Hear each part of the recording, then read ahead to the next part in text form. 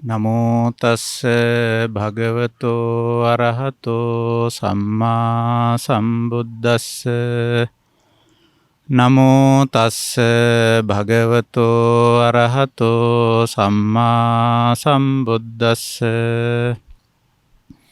නමෝ තස්ස භගවතෝ අරහතෝ සම්මා සම්බුද්දස්ස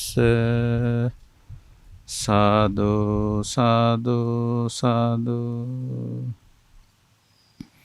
තෙරුවන් සරණයි. මේ දහම් සංවාදයට සම්බන්ධ වෙන කල්යාණ මිත්‍ර හැම දෙනාගෙන්ම අවසරයි. අපි බලාපොරොත්තු වෙන්නේ අපේ ජීවිතයට අවශ්‍ය කරන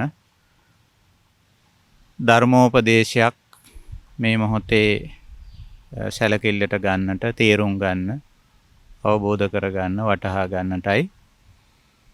විශේෂයෙන් අපි අපේ ජීවිතයේ දිහා බැලුවොත් පැතිකඩ දෙකක් අපිට දැක ගන්න පුළුවන්කම තිබෙනවා. එකක් අපේ ලෞකික ජීවිතය, අපි මේ ගත කරන සාමාන්‍ය ජීවිත උපතේ සිට මරණය දක්වා ගත කරන ජීවිතය තුළ තිබෙන ලෞකික ක්‍රියාකාරකම්. තවත් පැහැදිලිව කිව්වොත් මේ ලෝකයේ මිනිස්සෙක් ජීවත් වෙනකොට ඒ තැනැත්තාට ජීවනෝපායක් අවශ්‍ය වෙනවා. ජීවත් වෙන්න ආර්ථිකයක්, ඒ වගේම සාමූහික ජීවිතයක් ගත කරද්දී සමාජීය තත්ත්වයක්, ඒ වගේම ජීවත් වෙනකොට ජීවත් වෙන වටපිටාවක්, පරිසරයක්, මේ වගේ දේවල් ටිකක් අවම වශයෙන් පුද්ගලයෙකුට අවශ්‍ය වෙනවා. එතකොට ඒ දේවල් ටික උපයා සපයා ගැනීම, සම්පාදනය කර ගැනීම, එකතු කර ගැනීම, ගොඩනගා ගැනීම, රැක බලා ගැනීම, වැඩි දියුණු කර ගැනීම, මෙන්න මේ වගේ දේවල් ටිකක් තිබෙනවා. අපි ඒකට කියන ලෞකික ජීවිතයේ අවශ්‍යතා ටික කියලා. ඉතින් ඒක එක පැතිකඩක් ජීවිතේ. ඒ පැතිකඩට අපි හැමෝම නැඹුරු වෙලා, යොමු වෙලා ඉන්නේ. ඒක වැරදි නෑ. ඒ ටික අපි කරගෙන යා යුතුයි. ඊළඟට අපේ පෞද්ගලික ජීවිතය වෙනුවෙන් සෙසු මිනිස්යන්ගෙන් අපිට ලැබෙන උදව් උපකාර සහයෝගයන්, මේ සෝබාදහමෙන්, මේ පරිසරයෙන් අපිට ලැබෙන දේ, ඒ වෙනුවෙන් අපිට පෙරලා යුතුයකමකුත් තිබෙනවා. ඒකත් අපේ අතින් කෙරෙන්න ඕන. ඒකත් මේ ලෞකිකත්වයටම අයිති දෙයක්. ඒකත් අවශ්‍ය දෙයක්. අපේ අතින් සිද්ධ වෙන්න ඕන දෙයක්. මෙන්න මේ වගේ දේවල් ටිකක් දිහා බලපුවම කිසියම් ආකාරයක සංකීර්ණ භාවයක් අපේ ජීවිතය තුළ අපිට දකින්න පුළුවන්. කිසියම් සංකීර්ණ භාවයක්. නමුත් ඒ සංකීර්ණත්වයේ ඇතුලේ අපි ගොඩනගා ගත යුතු හරවත් පැත්තකුත් තිබෙනවා. ඒ හරවත් පැත්ත ගොඩනගා ගත්තේ නැතොත් අපි ඔය යෙදී සිටින, යොමු වී සිටින ලෞකික අංශය, ඒ ලෞකික අංශයේ අපි සාක්ෂාත් කරගත යුතු, ලබා ගත යුතු දේ, එහෙම නැත්නම් අපි අපේක්ෂා කරන දේ අපිට හරියටම ළඟා කරගන්න බැරුව යනවා. හුදු වෙහෙසක්, හුදු මහන්සියක් පමණක් අන්තිමට ඉතුරු වෙනවා. ඒක නිසා අපි මේ ජීවිතේ ළඟා කරගන්න බලාපොරොත්තු වෙන දේවල් සඳහා අපිට කිසියම් ආකාරයක ආධ්‍යාත්මික පැත්තක් කියලා අපි ඒකට කියන්නේ. අධ්‍යාත්මික පැතිකඩක් තිබෙනවා. ඒ පැතිකඩට තමයි අපි දහම තුළින් හුඟක් අවධානය යොමු කරන්නේ. අර අපි කතා කරන අර ලෞකික දේට අවධානය යොමු කරන්න බොහෝ ආයතන තිබෙනවා, අංශ තිබෙනවා.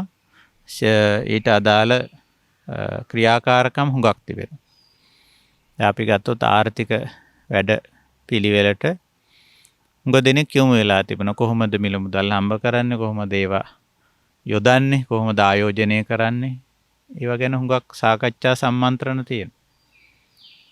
ඊළඟට සමාජ සම්බන්ධතා කොහොමද පවත්වන්නේ? ඒවට අදාළ දේවල් මොනවද? ඒවා ගැන හුඟක් කතා බහ තියෙනවා. සමහර විට පරිසරය ගැනත් අද වෙනකොට සෑහෙන දුරට අවධානය යොමු කරලා තියෙනවා. උනන්දුවක් තියෙනවා. මේ අවධානයේ අඩු ශේස්ත්‍රයක් තමයි මේ ආධ්‍යාත්මික ගුණ වගාවට අදාළ ශේස්ත්‍රය. හැබැයි අද ඒ පිළිබඳව බොහෝ දේ කතා බහ වෙනවා. නැතුව නෙමෙයි. ඊට අදාළ ක්‍රියාකාරකම් වල යෙදෙමින් පවතිනවා.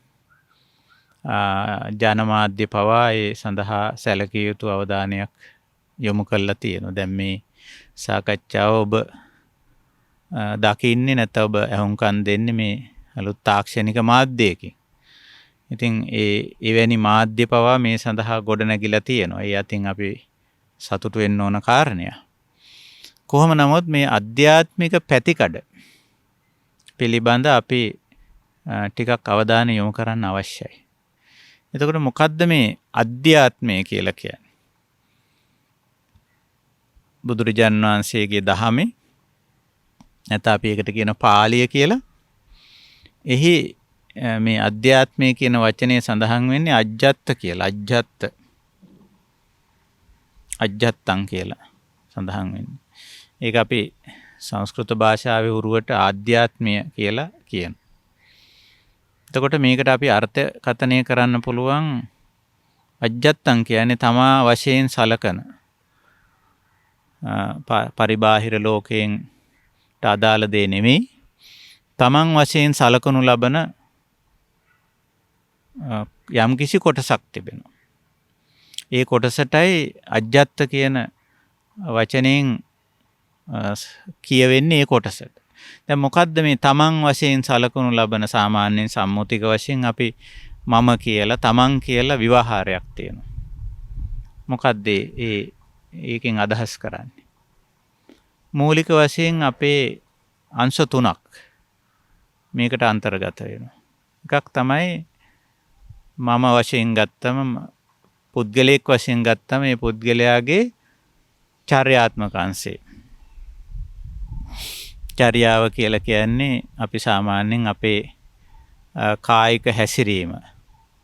ඒ වගේම වචන භාවිතය. අපි බොහෝ වැඩ කරන්න අපි කය මෙහෙवला අපි වැඩ කරනවා. කය මෙහෙवला. ඒ වගේම වචන භාවිතා කරනවා. අදහස් වමාරු කරගන්න, sannivedanaya, අනිකාගේ අදහස දැනගන්න, අපේ අදහස කියන්න. ඒ sannivedanaya කියලා අපි කියන්නේ අදහස් වමාරු කර ගැනීම. වචන භාවිතය කියලා අපි ඒකට කියමු. කතා බහ කියමු.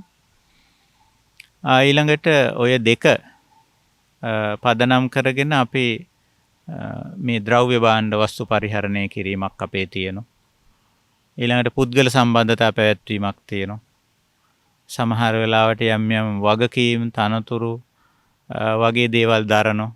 වෘත්තීයමය වශයෙන් හෝ එහෙම නැත්නම් ස්වේච්ඡාවෙන් හෝ ඒ වගේ කටයුතු කරනවා. ඉතින් මේ හැම එකකදීම අපේ මේ චර්යාත්මක අංශය, අපේ හැසිරීම කියන එක නිරූපණය වෙනවා. එළියට එනවා. දැක ගන්න පුළුවන් අපිට අපේ හැසිරීම රටාව. ඉතින් ඒක පුද්ගලයෙක් හැටියට ගත්තම අජ්ජත් තමා වශයෙන් සලකන කොටසේ ප්‍රධාන අංශයක් මේ අපේ චර්යාත්මක අංශේ හැසිරීම කියන එක. ඒක කාටත් දැක බලා ගන්නත් පුළුවන් ප්‍රකටයි. ප්‍රකට අංශයක් ඒක. ඉතින් අපි ඕකට චර්යාව, චර්යාත්මක අංශය කියලා කියනවා. ඊළඟට අපේ තවත් තමා අප තුල තියෙන තවත් අංශ දෙකක්. ඒක වැඩි ප්‍රකට නැහැ. ටිකක් ප්‍රකටයි අපේ හැඟීම් පැත්ත. අපි ඒකට චිත්තාවේගී අංශය කියලා කියන්න පුළුවන්. චිත්තාවේගී අංශය කියන්න පුළුවන්. අපේ සිතුම් පැතුම්, අපේක්ෂා, බලාපොරොත්තු, ප්‍රාර්ථනා වගේ අපි උහුම් වචන මාලාවක් පාවිච්චි කරන්නේ. හැඟීම් පැත්ත. චිත්තාවේගී අංශය. එහෙම අපිට කියන්න පුළුවන්. අපි හැමෝටම එහෙම කොටසක් තියෙනවා. මගේ කියලා, තමන්ගේ කියලා කියන්න පුළුවන්. මම මෙහෙම හිතනවා, මට මෙහෙම හිතෙනවා, මට මෙහෙම හැඟෙනවා, මගේ මෙහෙම අපේක්ෂාවක් තියෙනවා, බලාපොරොත්තුවක් තියෙනවා, ප්‍රාර්ථනාවක් තියෙනවා, මෙහෙම වෙනවට මං කැමතියි, මෙහෙම වෙනවට මං කැමති නෑ ආදී වශයෙන් තියෙන. එහෙම අංශයක් හැමෝගෙම තියෙනවා. ඒ කොටසට අපි කියන්නේ හැඟීම් පැත්ත කියලා. අර අපි මුලින් කතා කරේ කොටස චර්යාත්මක අංශය. මේ කොටස අපිට කියන්න පුළුවන් හැඟීම් පැත්ත නැත්නම් චිත්තාවේගී අංශය කියලා. ඒක ඒ තරම්ම ප්‍රකට නෑ. තව කෙනෙකුට එකපාරටම අඳුන ගන්න බෑ. මගේ හැඟීම මොකද්ද, මගේ අපේක්ෂාව, බලාපොරොත්තුව, ප්‍රාර්ථනාව මොකද්ද කියලා. ඒක අපි කිව්වොත් අනිත් එක්කෙනාට දැනගන්න පුළුවන්. සමහර වෙලාවට අපි කරන කියන වැඩවලින් ඒක යම් ප්‍රමාණයකට අනාවරණය වෙන්න පුළුවන්. එහෙම නැතුව ඒක ඒ තරම් අර චර්යාත්මක අංශය වගේ ප්‍රකට නැහැ. එහෙම තියෙනවා. ඊළඟට අපේ තවත් අංශයක් තියෙන හුඟක්ම අප්‍රකට අංශය අපේ අවබෝධමය පැත්ත. බුද්ධිමය අංශය කියලා අපි ඒකට කියන්න පුළුවන්. ඒ කොච්චර දුරට දැන් කෙනෙක් දිහා බලලා ඒ පුද්ගලයාට කොච්චර බුද්ධිය තියෙනවද, අවබෝධය තියෙනවද කියලා බැලුව බැලමට කියන්න බෑ. ඒක ඒ පුද්ගලයාගේ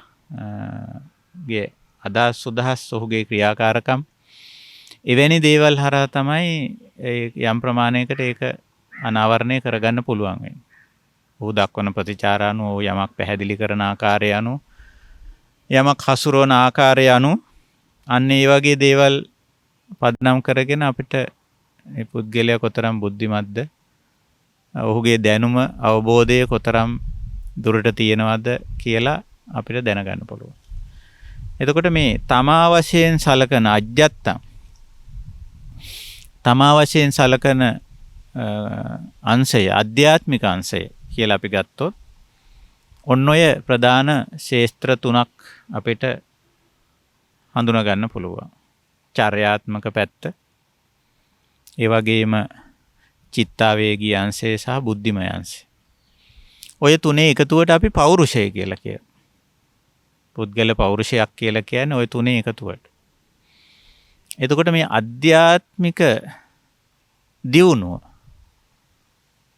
කියලා කියන්නේ එතකොට ඔන්න ඕකයි. පුද්ගලයෙක්ගේ චර්යාත්මක අංශයේ, චිත්තාවේගී අංශයේ සහ බුද්ධිමය අංශයේ ඇති කරගන්නා වූ දියුණුවට තමයි අධ්‍යාත්මික දියුණුව කියලා කියන්නේ. එතකොට අර අපි කලින් කතා කරන්නේ මේ ලෞකික දියුණුව කියලා දෙයක්. එහෙම දෙයක්. ඒ ලෞකික දියුණුව කියන දෙයින් හරි ප්‍රතිඵල ගන්න, හරි ප්‍රයෝජනයක් ගන්න අපිට මේ අධ්‍යාත්මික දියුණුව අවශ්‍යයි. අධ්‍යාත්මික දියුණුව නැති තැනක අර චර්යාත්මක අර ලෞකික අංශයෙන් ලබා ගන්න යමක් ලබා ගන්න ගියත් එතන යම් යම් අර්බුද ඇති වෙනවා. සමහරට ලබා ගත්ත දේ පරිභෝජනය කිරීමේදී, පරිහරණය කිරීමේදී, භාවිත කිරීමේදී අර්බුද ඇති වෙනවා. අපි සරල උදාහරණයක් ගමු. කාටත් පොදු, කාටත් අදාළ දේ තමයි මිල මුදල්. එතකොට මිල මුදල් අනිවාර්යයෙන්ම හැමෝටම අවශ්‍යයි. ඒක අහවල්ලුන්ට මුදල් අවශ්‍ය නැහැයි කියලා කියන්න බෑ. එක්ක ඍජුව තමන් පාවිච්චි කරනවා, එක්ක වක්‍රව පාවිච්චි කරනවා. දැන් අපි සමහර වෙලාවට භික්ෂුන් වහන්සේලා හැටියට ඍජු භාවිතයක් තියෙනවා, බොහෝ වෙලාවට වක්‍රව භාවිතා කරනවා. ඒ කියන්නේ මමම උපයලා සපයලා මම මුදල් පරිහරණය කරන අවස්ථා තියෙන. එහෙම නැත්නම් මගේ දායක කාරක ආදී කෙනෙක් වෙන මට පරිත්‍යාග කරන කෙනෙක්ගේ මුදල් මම භාවිතා කරනවා. එතකොට මම අතින් ඇල්ලුවේ නැති වුණාට ඒ මුදල මම භාවිතා කරනවා. එතකොට ඒ අනුව මේ ආර්ථිකමය කාරණේ නැත්නම් අපි සරලව කිව්වොත් මිල මුදල් භාවිතය කියන එක සියලු දෙනාට පොදුයි. එතකොට ඒක මේ ලෞකික පැත්තට අයිති දෙයක්. මේ ලෝකේ ජීවත් වෙනකොට මේ ලෝකයට අයිති කියන එකයි ලෞකික කියලා කියන්නේ. ඒ වැඩේට අවශ්‍යයි.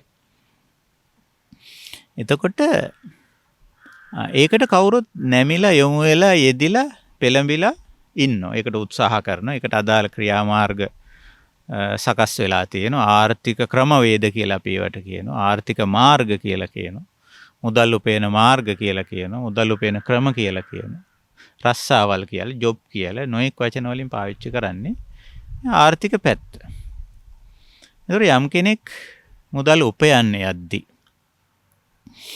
ඊළඟට ඒ උපයාගත් දේ පරිහරණය කරද්දී, නැවත ආයෝජනය කරද්දී, මේ ආර්ථික සම්පත බෙදා හදා ගනිද්දී, මේ හැම ක්ෂේත්‍රයකදීම පුද්ගලයා ආධ්‍යාත්මික දියුණු වෙලා නැතිනම්, ඔහුගේ අර චර්යාත්මක අංශේ යහපත් පැත්තට සකස් වෙලා නැත්තම්, අර හැඟීම්, අපේක්ෂා, ප්‍රාර්ථනා, බලාපොරොත්තු කියන ඒ අංශේ හරියට සකස් වෙලා නැත්තම්, ඒ වගේම අර බුද්ධිමය අංශේ සකස් වෙලා නැත්තම් අර ආර්ථික වැඩපිළිවෙලක් යයි. නමුත් බොහෝ විට ඒ ආර්ථික වැඩේ, ඒ මිල මුදල් පිළිබඳ කාර්යභාරය, ඒ ක්‍රියාකාරකම තමන්ට අහිත පිණිස පවතින්න පුළුවන්. ඒ වගේම තමන් විතරක් නෙවෙයි තවත් කෙනෙකුට ඒකෙන් කරදරයක්, හානියක්, ගැටලුවක්, බාධාවක් එන්න පුළුවන්. සමහර විට මේ පරිසරය අපි ජීවත් කරන, අපිට මේ හුස්ම දෙන, ආහාර දෙන, ජලය දෙන, අවකාශය ලබා දෙන මේ පරිසරය, ඒක පවා විනාශයටපත් වෙන්න පුළුවන්. අධ්‍යාත්මික දියුණුව නැති තැන. වර්තමානයේ අපි ඒක අත්විඳිනවනේ නේ. ලෝක මට්ටමින්ම එතෙන්ට අපි ඇවිල්ලා තියෙනවා. ඒක නිසායි මේ අධ්‍යාත්මික දියුණුව කියන දේ අද වඩාත් අවශ්‍ය වෙලා තියෙන්නේ. එතකොට මොකක්ද අධ්‍යාත්මික දියුණුව කියලා කියන්නේ? පුද්ගල පෞරුෂය. අධ්‍යාත්මය කියලා කියන්නේ. මේකට ක්ෂේත්‍ර 3ක් අයිති වෙනවා. පුද්ගලයාගේ චර්යාත්මක අංශය, පුද්ගලයාගේ චිත්තාවේගී අංශය, ඔහුගේ බුද්ධිමය අංශය. එතකොට මේ චර්යාව කියන එක අපි කාටත් තියෙනවා. අර හැසිරීම යම් ආකාරයක කය හසුරවන්න පුළුවන්, වචනය හසුරවන්න පුළුවන්, ද්‍රව්‍ය භාණ්ඩ වස්තු මෙවලම් හසුරවන්න පුළුවන්, ඒ වයින් වැඩ කරන්න පුළුවන්. ඒ පැත්ත අපි කාටත් පුළුවන්. පුරුදු කරන්නත් පුළුවන්, හුරු කරන්නත් පුළුවන් ඕනම කෙනෙකු. නමුත් මේ චර්යාත්මක අංශේ දියුණුව කියලා කියන්නේ මොකද්ද? යම් කිසි දෙයක් හසුරවන්න පුළුවන් කමම නෙවෙයි. දැන් උදාහරණයක් ඇටියට අපිට කියන්න පුළුවන් මේ ඉලක්කයට වෙඩි තියන්න පුළුවන් කියලා කෙනෙකුට. ඉලක්කයට හරියටම ඉලක්කයට වෙඩි තියන්න පුළුවන් කියලා අපි හිතමු. ඉතින් ඒක හැකියාවක්. යම් කිසි තුවක්කුව නැත්නම් ඒ උපකරණය පාවිච්චි කරලා ඒ දේ කරන්න පුළුවන්. නමුත් ඒක කුසලතාවයක් හැටියට සලකන්නේ. ඒක කිසියම් දක්ෂතාවයක්. එතකොට මේ චර්යාත්මක අංශයේ කුසලතාවයක් කියන එකයි මේ දියුණුව කියලා කියන්නේ. දක්ෂකම නෙවෙයි. එතකොට මොකද්ද කුසලතාවය කියලා කියන්නේ? කුසලතාවය කියලා කියන්නේ අර තමන් කරන කාර්ය, තමන් හසුරවන මෙවලම, තමන් පාවිච්චි කරන මාධ්‍ය කෝක වුණත් පුද්ගලයාට පුළුවන්කම තියනවාද ඒක තමන්ට අහිත පිණිස නොවන ආකාරයෙන් පාවිච්චි කරන්න. තමන්ට ඒකෙන් විනාශයක්, කරදරයක්, ගැටලුවක්, ප්‍රශ්නයක්, නැත්නම් චෝදනාවක්, දඬුවමක් නොයන විදිහට ඒක භාවිතා කරන්න. ඊළඟට තමන් විතරක් බේරිලා මදි.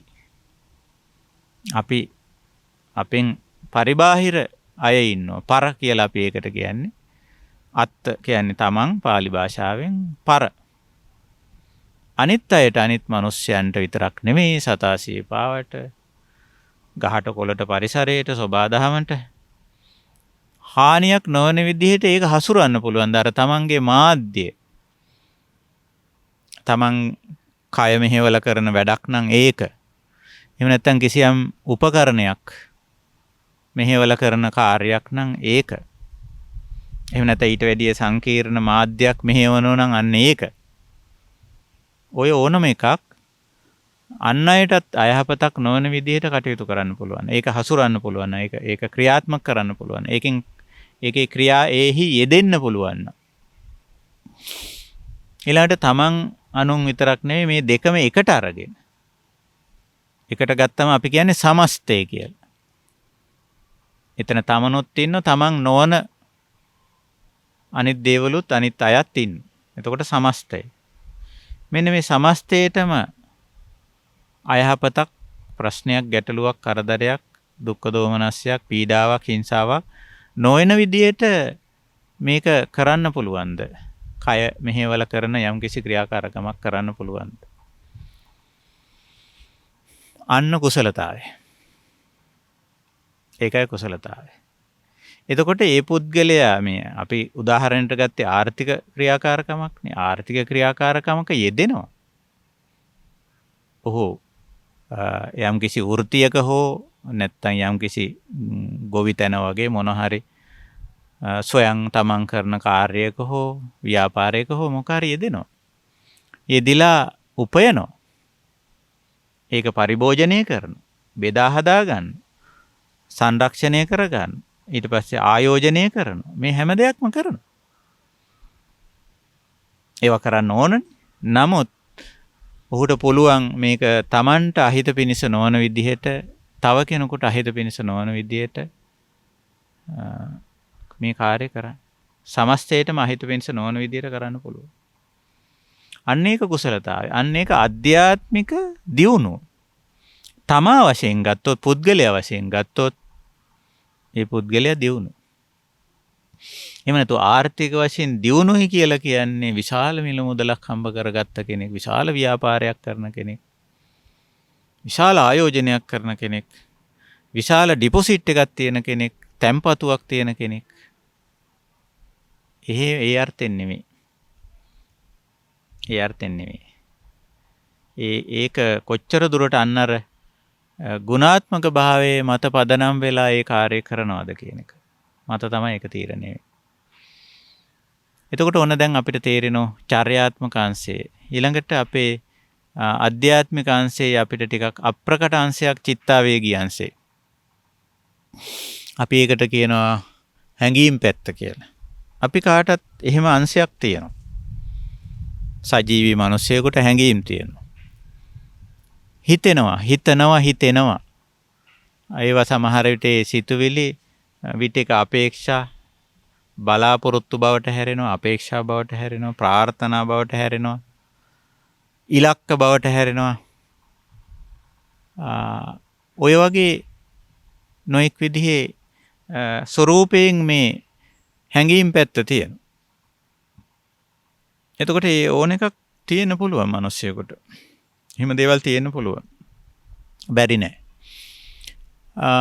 ඒ කොයික වුණත් අර පදනමට ගේන්න පුළුවන් නම් අපේ අපේක්ෂා, බලාපොරොත්තු, ප්‍රාර්ථනා, හැඟීම් කියන ඒවා අර මොකද්ද පදනම? Tamanට මා ළඟ තියෙන හැඟීමක්, මගේ අවශ්‍යතාවයක්, මගේ උවමනාකමක්, මගේ ඉලක්කයක්, මම අපේක්ෂා කරන දේ, ළඟා කරගන්න බලාපොරොත්තු වෙන දේ, ඒක මා තුල තියෙනවා එහෙම එකක්. ඒක මට අහිත පිණිස පවතීද? ඒ දේ ළඟා කරගන්න, ඉලක්කය ගන්න ගියාම, මේ අපේක්ෂාව ඉෂ්ට කරගන්න ගියාම, මේ බලාපොරොත්තු ඉෂ්ට කරගන්න ගියාම ඒක මට අහිත පිණිස පවතීද? අන්න අහිත පිණිස නොපවතින විදිහට අපිට අපේ අපේක්ෂා, බලාපොරොත්තු, ප්‍රාර්ථනා, ඉලක්ක සංවිධානය කරගන්න පුළුවන් නම් ඒක අධ්‍යාත්මික දියුණුව. බලාපොරොත්තු, ප්‍රාර්ථනා, අපේක්ෂා, ඉලක්ක නැති ජීවිතයක් ගැන නෙවෙයි අපි මේ කතා කරන්නේ. බලාපොරොත්තු, ප්‍රාර්ථනා, අපේක්ෂා ඇති ජීවිත ගැන. ඒ වේ ජීවිතවල තමයි අධ්‍යාත්මික දියුණුව කියලා එකක් කතා කරන්න වෙන්නේ. එහෙම ඒව නැති ජීවිත සම්බන්ධයෙන් අපිට අධ්‍යාත්මික දියුණුවක් කියලා එකක් කතා කරන්න අවශ්‍ය වෙන්නේ නැහැ. එතකොට අපි කාගෙත් ජීවිතවල අපේක්ෂා, බලාපොරොත්තු, ප්‍රාර්ථනා තියෙනවා. අන්න ඒවා පළමුව ඒ අපේක්ෂා, බලාපොරොත්තු, ප්‍රාර්ථනා තියෙන පුද්ගලයාට, ඒ කියන්නේ Tamanට, මට අහිත පිණිස නොවෙන්න ඕන. ඒකෙන් මම නිකන් විඳවනවා නම්, මම ඒකෙන් චෝදනා ලබන්නෙක්, දොස් අහන්නෙක්, දඬුවම් විඳින්නෙක් බවට පත් වෙනවා නම්, ඒ අපේක්ෂා, බලාපොරොත්තු, ප්‍රාර්ථනා මේ ජීවිතේ යහපත් ඒවා නෙමෙයි. ඊළඟට මගේ අපේක්ෂා, බලාපොරොත්තු, ප්‍රාර්ථනා, ඉලක්ක, හැඟීම් අනිකාටත් බලපාන. මම යමක් ඉෂ්ට කරගන්න ගියාම ඒක අනිකාට බලපාන. ඒකට අනිකාට අහිත පිනිස නොවිය යුතු. අනිකාට අහිත පිනිස නොවිය යුතු. ඒ විදියට. එතකොට අන්න එවැනි තමන්ටත් අනුන්ටත් ඊළඟට තමන් අනුන් විතරක් මදි. මේ අපි ජීවත් වෙන වටපිටාව බලන්න. මේ ගහකොළ පරිසරය අපි හුස්ම ගන්න එකනේ. අපි හුස්ම ගන්න මේ ගස් වලින්. ඉන්නේ මේ මහ පොළොවේ. ඇවිදින්න කියන්න අපිට ඉඩකඩක් තියෙනවා. වටපිටාවක් තියෙනවා. අවුවට වැස්සට හුළඟට ඉඩක් තියෙන්න ඕන. සතාසීපාවට ඉඩ තියෙන්න ඕන. අන්න ඒවට ඒ සබාදහමටත් අපේ හැඟීම් අපේ ඉලක්ක අපේක්ෂා බලාපොරොත්තු ප්‍රාර්ථනා වලින් අහිතක් නොවෙන්න ඕන. ඒකයි. එහෙම නොවෙන්න ඕන. අන්න එහෙමනම් ඒක අපි කුසලං. ඒක අපි කියන කුසලය කියලා. එතකොට අපිට බලාපොරොත්තු ප්‍රාර්ථනා අපේක්ෂා තියෙනවා. මොකද ඒවා මටවත් අනිකාටවත් ලෝකයටවත් අහිත පිණිස පවතින්නේ නැති. එන්නෙතන අධ්‍යාත්මික දියුණුව තියෙනවා. එවැනි අපේක්ෂා, එවැනි බලාපොරොත්තු ප්‍රාර්ථනා ඉෂ්ට සිද්ධ කරගන්න ගියාම හෝ එවැනි දේ ඉෂ්ට කරගන්න උත්සාහ කිරීමේ කිසිම ගැටලුවක් නැහැ. ගැටලුවක් පැන නගින්නේ නැහැ. එහෙම ඉලක්කයකට ගියාට පුද්ගලයා Tamanට අහිත පිණිස පවතින දෙයක් කරන්නෙත් නැහැ. තව කෙනෙකුට අහිත පිණිස පවතින දෙයක් කරන්නෙත් නැහැ. ඒ නිසා එහෙම අපේක්ෂා බලාපොරොත්තු ප්‍රාර්ථනා ඉලක්ක තබාගෙන සිටීම ආධ්‍යාත්මික දියුණු. ආධ්‍යාත්මික දියුණු. ඊළඟට අපි කිව්වා මේ තවත් අංශයක් බුද්ධිමය අංශය අපේ අවබෝධමය පැත්ත. අපි යම් දේවල් ඉගෙන ගන්නවා, අවබෝධ කරගන්නවා, වටහා ගන්නවා. අවශ්‍යයි අපිට නොඑක් දේවල් තේරුම් ගන්න අවශ්‍යයි. අවබෝධ කරගන්න අවශ්‍යයි. අපි ගොවිකම කරනවා නම්, කුෂිකර්මාන්තය කරනවා නම්, ඒ කුෂිකර්මාන්තය පිළිබඳ අපි දැනුම තියෙනවා. අවබෝධය තියෙනවා. බීජ ගැන, ශේස්ත්‍රය ගැන, කාලගුණ, දේශගුණ ගැන, අවුව වැස්ස ගැන. එහෙම නැතුව ඒ කාර්යය කරන්න බෑ. අපිට දැනුමක් තියෙන්න ඕනනේ. අපි යමක් අවබෝධ කරගෙන තියෙන්න ඕන. ඉතින් අවබෝධය අවශ්‍යයි. එතකොට මේ විදිහට බලපුවම අපිට නොයේ ක්ෂේත්‍රවල දැනුම අවබෝධ කර ගැනීම අවශ්‍යයි. බුද්ධිමය අංශය අපි ඒකට කියන්නේ. ඒක අවශ්‍යයි. එතකොට මේකෙත් තියෙනවා සමහර දැනුම් පද්ධති පුද්ගලයාට අහිත පිණිස පවතින. අනිකාට අහිත පිණිස පවතිනවා. තමන් අනුන් ඇතුළු සමස්තයටම සමහර වෙලාවට අහිත පිණිස පවතින. ඒකයි තියෙන්නේ. ඉතින් ඔය වගේ තියෙන පුළුවන් විශේෂයෙන් මේ දැනුමේ අපි මෙතෙන්දි තේරුම් ගන්න ඕන දෙයක් තියෙනවා. දැනුම කියන එක ස්වභාවයෙන්ම අහිත පිණිස පවතිනවට වඩා දැනුම භාවිතා කිරීමේ ගැටලුවක් තියෙනවා. අපි යමක් දන්නවා, යමක ස්වභාවය දන්නවා. අපි උදාහරණයක් හැටියට ගමු. දැන් මේ අලුත් විද්‍යාවන්, නූතන විද්‍යාවන් ඇතුලේ හුඟක් දැනුම එකතු වෙනවා අපිට. භෞතිකයේ ස්වභාවය අපි හොඳට අඳුනගෙන තියෙන භෞතික විද්‍යාව ඇතුලේ. ඊළඟට ඒ භෞතික දේවල් එකට එකතු වීමෙන්, එකට ගොනු වීමෙන්, මිශ්‍ර වීමෙන් සිදුවන ක්‍රියාකාරකම්. ඒවට අපි රසායන කියලා කියනවා. එවැනි දැනුමක් අපිට තියෙනවා. ඒකයි භෞතික විද්‍යාව, රසායන විද්‍යාව. ඊළඟට මේ ජීවීන්ගේ ස්වභාවය ගැන අපිට දැනුමක් තියෙන ජීව විද්‍යාව. ඔය වගේ විද්‍යා ගොඩක් තියෙන. සමාජ විද්‍යාව, දේශපාලන විද්‍යාව, භූගර්භ විද්‍යාව, සමහර විට ආකාශ විද්‍යාව. ඔය ගැන දැනුම එකතු කරගෙන තියෙනවා. එතකොට මේ දැනුම ස්වභාවයෙන්ම හොඳ හෝ නරක නෙවෙයි. හුදු දැනුම. හැබැයි අපි මේ දැනුම භාවිතා කරන්නේ කොහොමද? අන්න ඒක.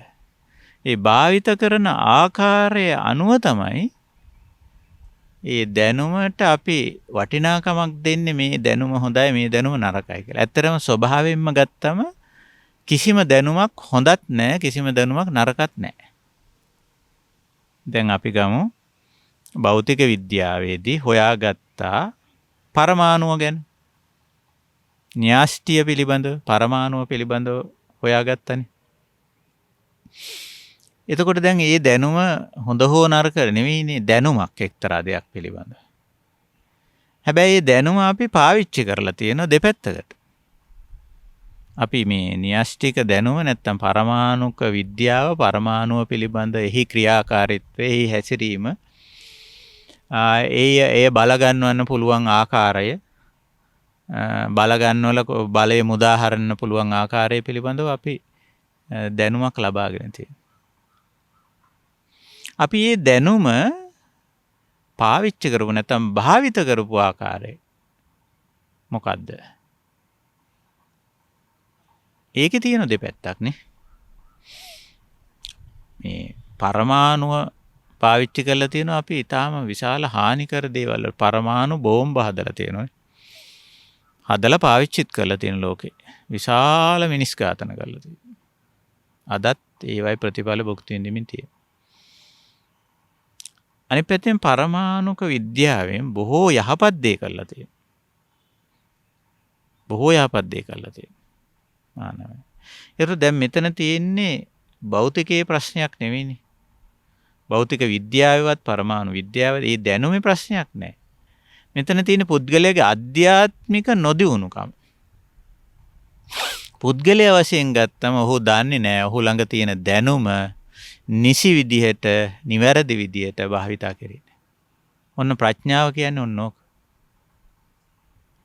ප්‍රඥා කියලා කියන්නේ තමන් ළඟ තියෙන දැනුම, තමන් ළඟ තියෙන හැකියාව, හසුරු කුසලතාවය. ඒක නිසි විදිහට අර කියපු පදනමෙන්, ඒ කියන්නේ තමන්ට අහිත පිනිස නොවන ආකාරයෙන්, අනිකාට අහිත පිනිස නොවන ආකාරයෙන්, තමන් අනුන් ඇතුළු සමස්තයටම අහිතක් නොවන ආකාරයට මේක භාවිතා කිරීමේ හැකියාව. ඒක නැතිකම. ඉතින් ඒ නැතිකම, පුද්ගලයාගේ නොදියුණුකම අපි සමහර වෙලාවට මේ බාහිරයට චෝදනා හැටියට ඉදිරිපත් කරනවා. අපි කියන මේ දැනුම අහිත කරයි. මේ දැනුම හොඳ නෑ කියලා. නෑ, දැනුමේ නෙමෙයි අහිතකර භාවයේ තියෙන්නේ. විෂය නෙමෙයි අහිතකර භාවයේ තියෙන්නේ. ඒ විෂය භාවිතා කිරීමේ දක්ෂකම නැත්තම් කුසලතාවය කියලා අපි ඒකට කියන්නේ. ඒ කුසලතාවය පුද්ගලයාට නැතිකම. ඒතර දැන් අධ්‍යාත්මික දියුණුවේ එක අංශයක් තමයි මේ අපි ලබාගෙන තියෙන දැනුම නිසි විදියට භාවිතා කිරීමේ හැකියාව. ඒක අවශ්‍යයි. ඔන්න දැන් අපිට තේරෙනවා මොකද්ද අධ්‍යාත්මික දියුණුව කියලා කියන්නේ. අධ්‍යාත්මික දියුණුව කියලා කියන්නේ මොකද්ද? මොකද්ද අධ්‍යාත්මික දියුණුව කියන්නේ? තමන් පුද්ගලයාගේ පෞරුෂය. පෞරුෂය අපි කොටස් තුනකින් අඳුනගෙන තියෙනවා. චර්යාත්මක අංශය, චිත්තාවේගී අංශය, බුද්ධිමය අංශය කියලා. ඒතකොට චර්යාත්මක අංශය ගත්තම අපේ හැසිරීම රටාව. ඒක තමන්ටත් අනුන්ටත් අහිතකර නොවන විදිහට හැසිරෙන්න නැත්නම් හසුරුවන්න අපි දැනගෙන තියෙනවා. ඊළඟට චිත්තාවේග අපේ හැඟීම්, බලාපොරොත්තු, ප්‍රාර්ථනා, අපේක්ෂා, ඉලක්ක වගේ වචන වලින් අපි කියන්නේ. ඒකත් අර විදිහට තමන්ට අනුන්ට අයහපතක් නොවන විදිහට වෙන්න ඕන. ඊළඟට අපේ අර දැනුම, අපි ළඟ තියෙන දැනුම නෙමෙයි එතන ප්‍රශ්නේ තියෙන්නේ. දැනුම හසුරවන ආකාරය පිළිබඳ අපි ඒ පුහුණුව, ඒ හැකියාව තියෙනවා. ඒතර මේ තුනෙන් නියෝජනය වෙන්නේ අපේ පෞරුෂය. අන්නේ තුන ඉහළ මට්ටමට නැත්නම් නිවැරදි යහපත් මට්ටමට රැගෙන ඒමට කියනවා ආධ්‍යාත්මික දියුණුව කියලා. අජත්තං ආධ්‍යාත්මික දියුණුව. පුද්ගලයා වශයෙන් ගත්තම ඔහුගේ චර්යාව නිවැරදි, ඔහුගේ සිතුම් පැතුම් රටාව නිවැරදි, ඔහුගේ අවබෝධය නිවැරදි. අන්න ඒකයි ආධ්‍යාත්මික දියුණුව කියලා කියන්නේ. ඒක දැන් අපි ඕක දැනගෙන තිබීම මදි. දැන් ආධ්‍යාත්මික දියුණුව කියලා කියන එක අපි දැනගත්තා. මේ අධ්‍යාත්මික දියුණුව අපි ඇති කරගන්න ඕන. කොහොමද අපි ඇති කරගන්නේ? දැන් යමක් ඇති කරගන්න යමක් අපි තුල යම්කිසි කුසලතාවයක් වර්ධනය කරගන්න නම් ඒකට අදාළ යම් ක්‍රියාකාරකමක යෙදෙන්න ඕනනේ. දැන් අපි දන්නවා මෙහෙම පෞරුෂය කියන්නේ මේකයි, පෞරුෂයේ අංශ 3යි. ඒ තුනේ එක අංශයක් චර්යාත්මක, එකක් චිත්තාවේග, අනික බුද්ධිමය අංශය. මේ තුනේ නිවැරදි භාවය තමයි අධ්‍යාත්මික දියුණුව කියන්නේ කියලා. ওই ටික ඔක්කොම දැන් දන්න. ওই ටික දැනගත්තට අධ්‍යාත්මිකව දියුණු නෑ පුද්ගලයෙක්. අධ්‍යාත්මිකව දියුණු නෑ. අධ්‍යාත්මික දියුණු වෙන්න නම් අර චර්යාත්මක අංශය නිවැරදි කරගන්න අපි යම්කිසි පුහුණුවක් ඇති කරගන්න. ඒ පුහුණුව නැත්නම් ඒ ක්‍රියාමාර්ගයේ වැඩපිළිවෙල අපි ශික්ෂණය කියලා කියනවා. සිංහලෙන් හික්මීම කියලා කියනවා. නැත්නම් පාලි භාෂාවෙන් සීල කියලා කියනවා. සීල කියලා කියනවා. ඔන්න දැන් අපිට එක්තරා පුහුණු වැඩපිළිවෙලක් මතුවලා ආවා. ඒතර මේ සීල කියලා කියන්නේ පුහුණු වැඩපිළිවෙල. මොන අංශයේද පුහුණු කරන්නේ? අපේ චර්යාත්මක අංශ. කය මෙහෙवला වැඩ කරනකොට අපි ශරීරය මෙහෙवला වැඩ කරනවානේ. වැඩ කරන්න ඕනනේ. කරද්දී අපි පුරුදු වෙනවා, පුහුණු වෙනවා. මොනකටද පුරුදු වෙන්නේ, මොනකටද පුහුණු වෙන්නේ? අන්නර පදනමට ගේන්න අපේ චර්යාව. මොන පදනමටද? මගේ චර්යාව මම පුරුදු වෙනවා, පුහුණු වෙනවා. මට අහිත පිනිස නොවන ආකාරයට මං වැඩ කරන්න. ඒක පුරුදු වෙන්නේ කොයි වෙලාවේද?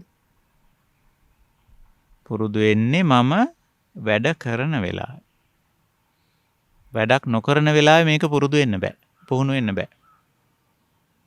මම වැඩක් කරමින් කය මෙහෙवला යම්කිසි ක්‍රියාවක යෙදෙමින් මම උත්සාහ කරනවා මොකටද? අර පදනමට මගේ චර්යාව ගේන්න. මම මේ කරන ක්‍රියාව, මම මේ කය මෙහෙवला කරන මේ කාර්යය මට අහිතක් නොවන විදියට මං කරනවා. මට අයහපත පිණිස නොවන විදියට මං කරනවා.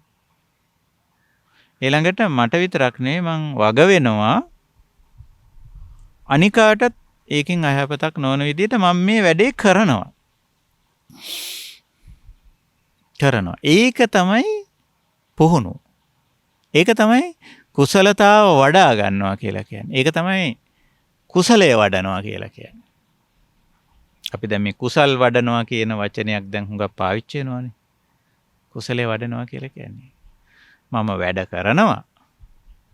ඇයි මට වැඩ ගොඩක් තියෙනවනේ. ආර්ථික, සමාජ, දේශපාලන, පවුලේ වැඩ, පරිසරයේ සම්බන්ධ වැඩ, යුතුයකම් වගකීම් නේ. ඒවා කෙරෙන. ඒකයි ස්වභාවය. එතකොට මම වග වෙනවා මේ වැඩ කටයුතු ටික මම කරද්දී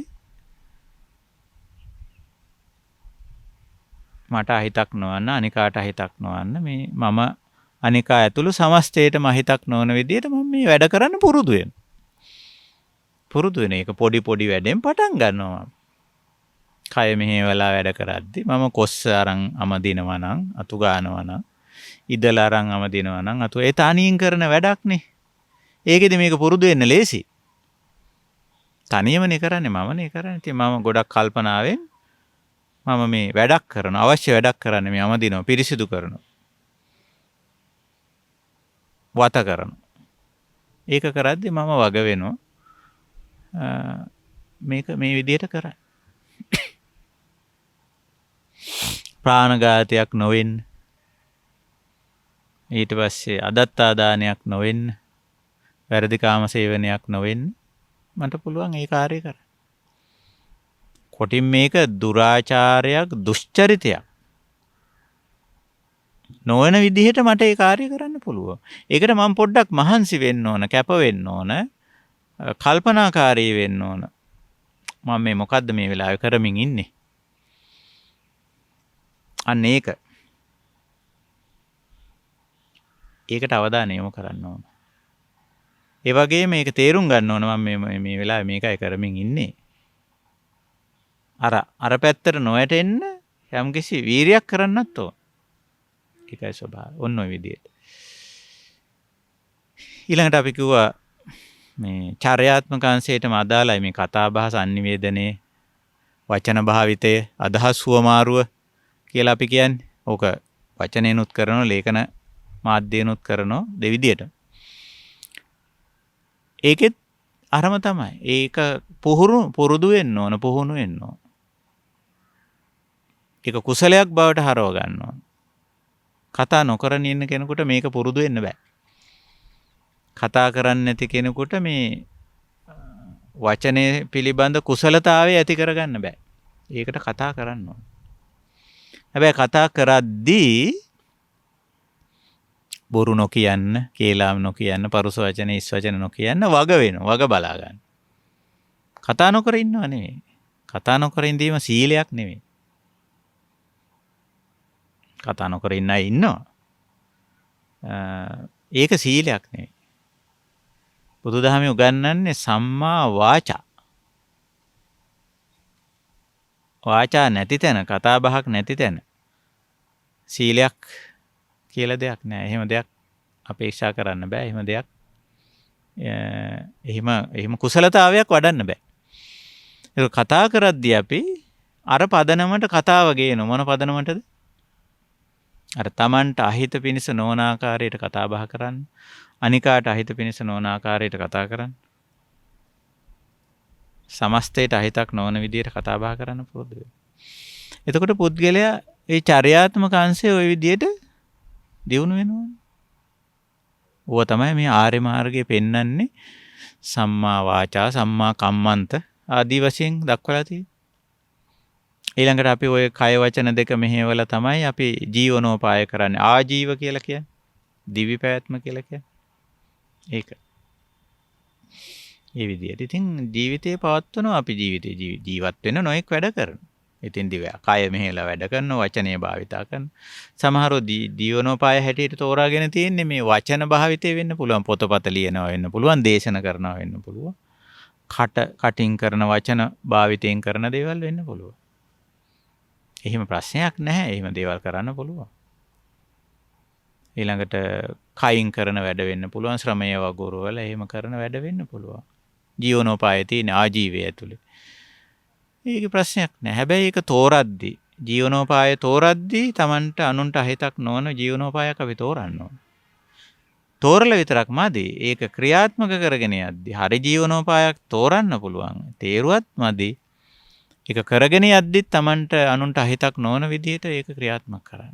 දැන් උදාහරණයක් කිව්වොත් කුෂිකර්මය හරි ජීවනෝපායක් නේ. කුෂිකර්ම පශුපාලනේ ඔක්කොම යහපත් ජීවනෝපාය. හැබැයි සමහරට ඒක කරගෙන යද්දි කුෂිකර්මාන්තය කරගෙන යද්දි අහිතකර දේවල් කරන්න ඉඩ තියෙන පුද්ගලයා. එක පැත්තකින් ඒ නිෂ්පාදන ක්‍රියාවලිය ඇතුලේ පුද්ගලයාට පරිසරයට හානි කර දේ අපි භාවිතා කරන්න පුරුදු වෙලා තියෙනවා. එතකොට ඒක අර කුසලතාවයක් නෑ එතන. දක්ෂ විදියට ඉතින් කුෂිකර්මාන්තය කරනවා වෙන්න පුළුවන්. නමුත් ඒකේ අහිතකර දේ ඒ ආහාරයට ඇතුල් වෙලා.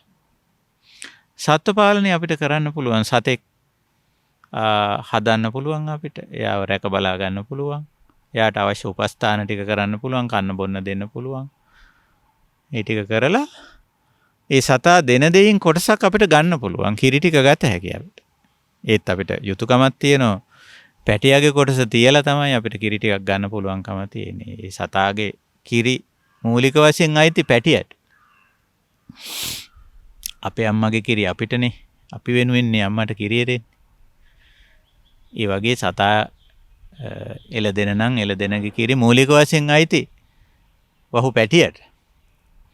එහෙත් අපිට එළදෙනට උපස්ථාන කරලා තනකොළ ටික කපලා දීලා ගාලා හදලා දීලා ඒක පිරිසුදු කරලා දීලා දෙගේලි කරලා වතුර ටිකක් නාවලා කිනිතුල්ල අයින් කරලා උට උපස්ථාන ටිකක් කරලා ඒ කිරි ටිකක් ගන්න එකේ අසාධාරණයක් නැහැ. ඒක ගත හැකි. ඉතින් ඒ වගේ මේ පශුපාලනයේ උනත් හොඳ ජීවනෝපායක්. නැත්තම් සත්ව පාලනය කියලා අපි කියලා කියන්නේ. හැබැයි සතුන් මරාගෙන කන එක ද ජීවනෝපායක් හැටියට ගන්න බෑනේ. ඒක Tamanට අහිත පිනිස අනුන්ට අහිත පිනිස පවතින ක්‍රියාවක් නේ. ඒ වගේ අපි ජීවනෝපාය ආජීව කියන එක අපිට තෝරන්න පුළුවන්.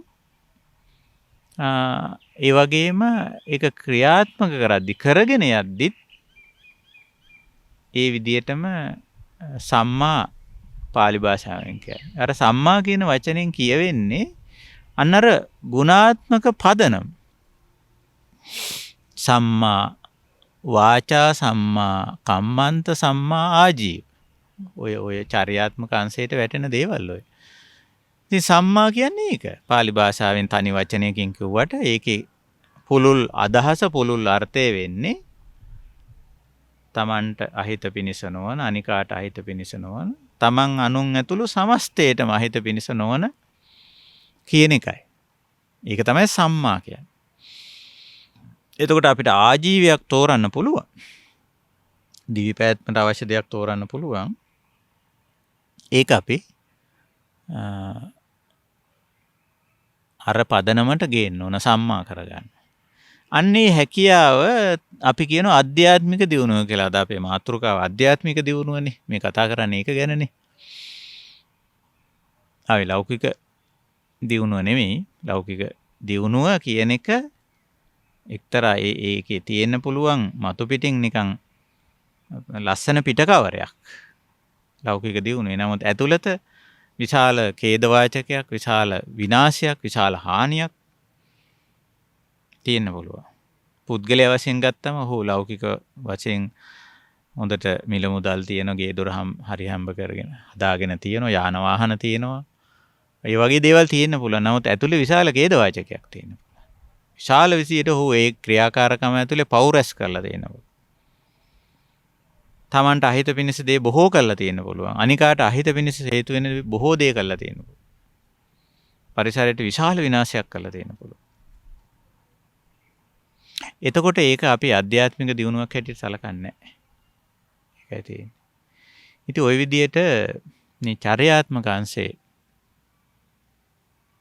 අපිට පුරුදු වෙන්න ඕන, පුහුණු වෙන්න ඕන. මෙන්න මේ පුරුදු වෙන එකට, පුහුණු වෙන එකට බුදුදහමේ වචනයක් පාවිච්චි කරන භාවනා කියලා. ඔය භාවනා කියන එක එන්නේ ඔන්නතෙන්ට සම්බන්ධ වෙන්නේ. අපි දැන් තේරුම් ගත්තනේ චර්යාත්මක අංශේ වාචා කම්මන්ත ආජීව තුනෙන් ආවරණය වෙන්නේ චර්යාත්මක අංශේ. එතකොට අපි පුරුදු පුහුණු වෙන්න ඕන මේක. පුරුදු වෙන එකටයි භාවනා කියලා කියන්නේ. එතකොට දැන් අපි හිතමු දැන් චර්යාත්මක අංශයට අදාළ යම් ශික්ෂාපද කියලා කොටසක් තියෙනනේ අපි දන්නවනේ. පාණාතිපාතා වේරමණී, අදින්නා දාන වේරමණී ආදී වශයෙන් අපි සම්ප්‍රදායිකව කිව්වොත් ඒව ඇත්තනම කර්මස්ථාන, කමඨහන්. ශික්ෂාපදයක් කියලා කියන්නේ කර්මස්ථානයක්, කමඨහන.